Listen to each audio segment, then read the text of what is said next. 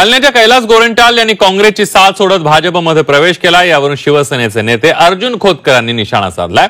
काँग्रेस सोडण्यासाठी गोरंट्याल यांनी किती खोके घेतले असा टोला खोतकरांनी लगावलाय। तर गोरंट्याल यांचे पाप भाजपला कदाचित माहीत नसावेत म्हणून त्यांनी पक्षात प्रवेश दिला असावा असा टोलाही खोतकर यांनी लगावलाय।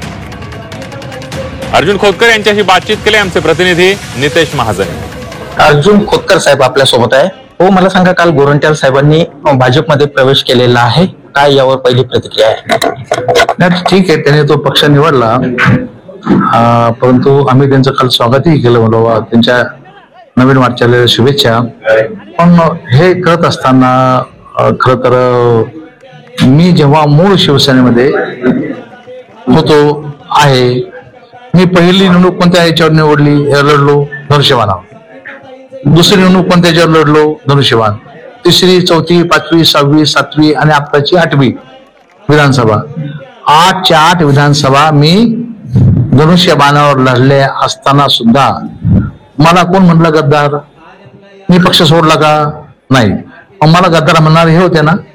भारतीय जनता पक्षात जाण्यासाठी किती खोके घेतले हे जाहीर करून टाकावे एकदा। तेव्हा मला असं वाटतं की गद्दारांनी दुसरी भाषा बोलायची गरजच नाही। भारतीय जनता पक्षाला मला असं वाटतं की निश्चितपणे यांनी जे काही पाप करून ठेवलं नगरपालिकेमध्ये, ते पाप कदाचित भारतीय जनता पक्षाला माहीत नसेल। जेव्हा माहीत पडेल तेव्हा भारतीय जनता पक्ष सुद्धा अवाक होऊन जाईल।